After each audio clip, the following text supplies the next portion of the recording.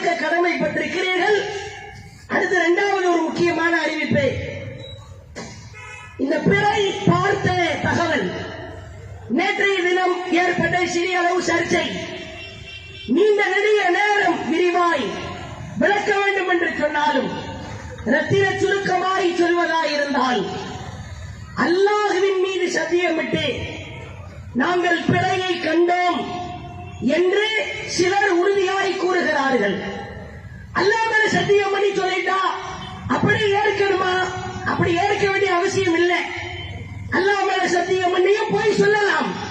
ஆனால் சாட்சிகளை விசாரிக்கிற பொழுது முன்னுக்கு பின் முரண் இல்லாமல் மிக தெளிவாய் இந்த நேரம், இந்த தருணம், இந்த இடம் நிச்சயமாய் இந்த பிறை இப்படித்தான் இருந்தது என்று ஒருவர் சாட்சி சொல்லுகிற பொழுது அதை ஏற்றுத்தான் ஆக வேண்டும். இதான் நபி வழி. அது 9 மணிக்கு ஏன் வருது, 10 மணிக்கு ஏன் வருது, அதெல்லாம் ஓரமா வைங்க. அவர்கள் 7 மணிக்கு சம்பந்தப்பட்ட சுன்னத் வல் ஜமாஅத் நிர்வாகிகள் போய் சொல்லி இருக்கிறாங்க. அவர்கள் கண்டுகொள்ளவில்லை. எந்த அளவிற்கு மட்டமாய் பேசியிருக்கிறார்கள் என்றால், நீங்க எந்த ஜமாத்து? நீங்க ஜமாத் உங்களை எல்லாம் நாங்கள் அங்கீகரிக்கவே இல்லையே. 7 மணிக்கு சொன்ன தகவல் அவர்களை பார்த்து இப்படி ரொம்ப ஒரு மோசமான வார்த்தையை சொல்லி எந்த ஜமாத்தா இருந்தா என்ன? அல்லாஹ்வின் தூதர் சொன்ன வாசகம் என்ன? முஸ்லிம் 2 பேர் பிறை பார்த்ததாய் சாட்சி சொன்னால் அதை நீ ஏற்க வேண்டும். அவர்கள் சொன்னார்கள், தாமதமாய் தெரிந்து அனைத்து ஜமாத்தார்களும் பிறை தென்படவில்லை என்று அறிவித்ததற்கு பிறகு சத்தியத்தை போட்டு உடைத்தே தீர வேண்டும் என்பதற்காக அந்த இருவரும் விடிய விடிய எந்த போன் கால் வந்தாலும், எத்தனை நபர்கள் வீடியோ ஆதாரத்தை கேட்டாலும் அவர்கள் பதிலளிக்கிற நிலையிலே இருந்தார்கள். இதுக்கு மேல என்ன வேணும்?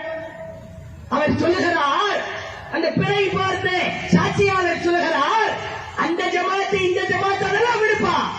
நான் ஒரு முஸ்லிம், நான் 5 நேரம் தொழுகிறேன், நான் நோன்பு வைத்தேன். இப்ப என் சாட்சியை ஏத்துக்குவியா மாட்டியா? அதை சொல்லு.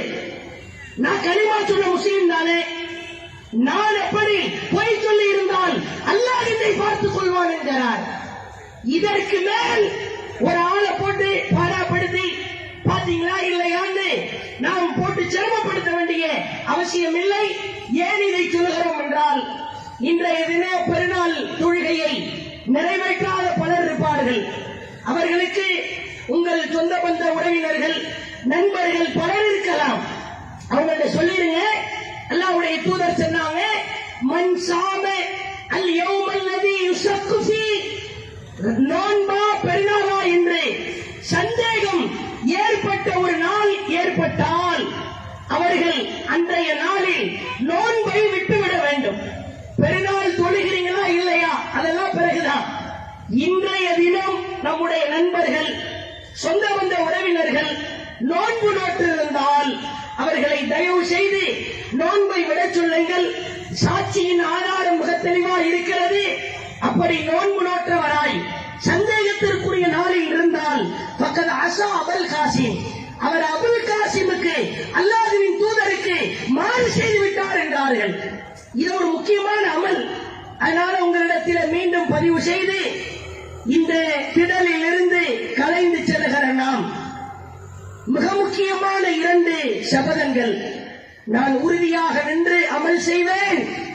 இன்ஷா அல்லாஹ் என்னை எதிர்த்தாலும், எனக்கு வேதனை ஏற்பட்டாலும், சோதனைக்கு உள்ளாக்கப்பட்டாலும் அல்லாஹ்வின் மார்க்கத்தை விட்டு சிறிதளவு கூட பிறழ மாட்டேன் என்கிற சபதத்தை ஏற்று இந்த திடலில் இருந்து நாம் கலைந்து செல்வதற்கு முன்னால் அல்லாஹ்வின் அருள் இறங்குகிற ஒரு இடம். கையேந்துங்கள். தனிப்பட்ட வகையில கோரிக்கையை கேளுங்கள்.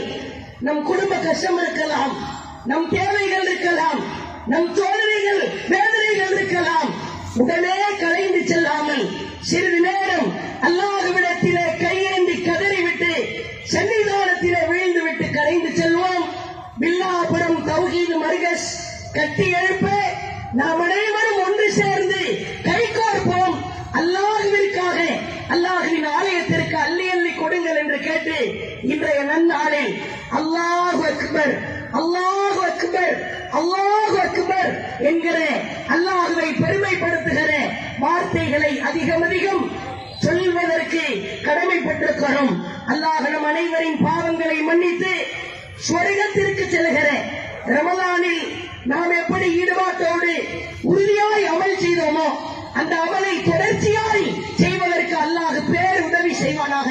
வாஹிர் தஅவானா அல்ஹம்துலில்லாஹி ரப்பில் ஆலமீன்.